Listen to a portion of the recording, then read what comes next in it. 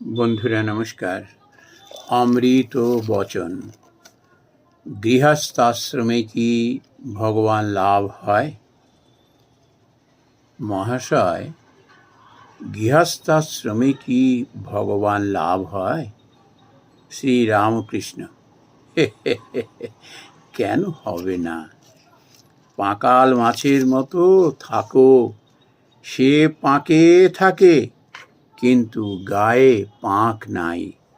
আর ঘুষকির মতো থাকো, সে ঘর কন্যার সব কাজ করে কিন্তু মন উপপতির উপরে পড়ে থাকে।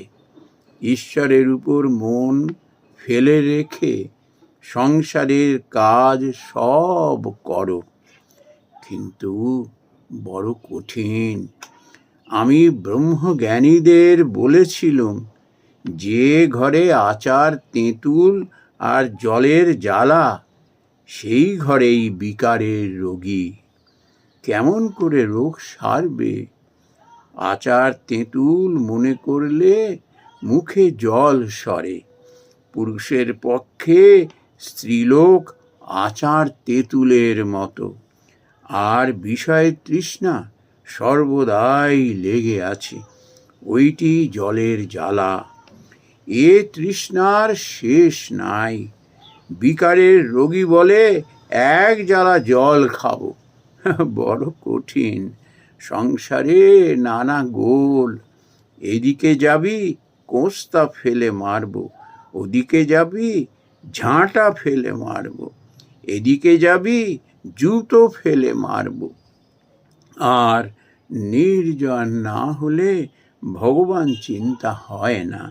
সোনা গলিয়ে গয়না গড়ব, তা যদি গলাবার সময় 5 বার ডাকো, তাহলে সোনা গলানো কেমন করে হয়?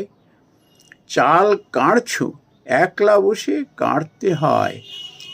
একবার চাল হাতে করে তুলে দেখতে হয় কেমন সাফ হলো। কাঁড়তে কাঁড়তে যদি 5 বার ডাকবে, ভালো কাড়া কেমন করে হয়? নমস্কার বন্ধুরা।